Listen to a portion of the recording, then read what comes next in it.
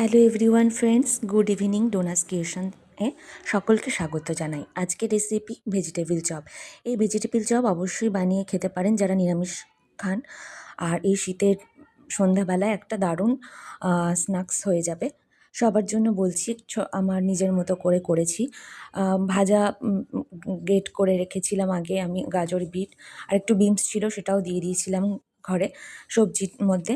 তারপর পরিমাণ মতো নুন, চিনি, হলুদ, একটু আদা কুচি দিয়ে দিয়েছি। আর ভাজা মশলা করে নিয়েছিলাম মৌরি গুঁড়ো, জিরে গুঁড়ো, ধনে আর গোটা গরম মশলা, ওটা গুঁড়ো করে সেটা দিয়ে দিয়েছি। আর বাদামটা আমি পরে দিয়েছি, আলাদা পাত্রে ভেজে নিয়ে পরে দিয়েছি। আমি ভুলে গেছিলাম, আগে ভাজতে ভুলে গেছিলাম।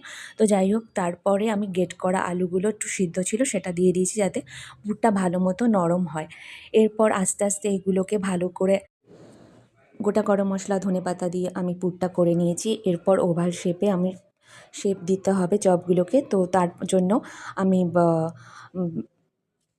একটা পাত্রে কর্নফ্লাওয়ার, ময়দা গুলে পাতলা ব্যাটার করে নিয়েছি। আমি ডিম ব্যবহার করিনি, ওর মধ্যে পাতলা ব্যাটারের মধ্যে ডুবিয়ে ওভাল শেপে চপগুলোকে ব্রেড ক্রাম্বসে কোট করে ডুবো তেলে ভেজে নিয়েছি। এইভাবে ভেজিটেবিল চপটা বানিয়ে নিতে পারেন। কেমন লাগলো আজকে আমার রেসিপিটি সেটা জানাবেন।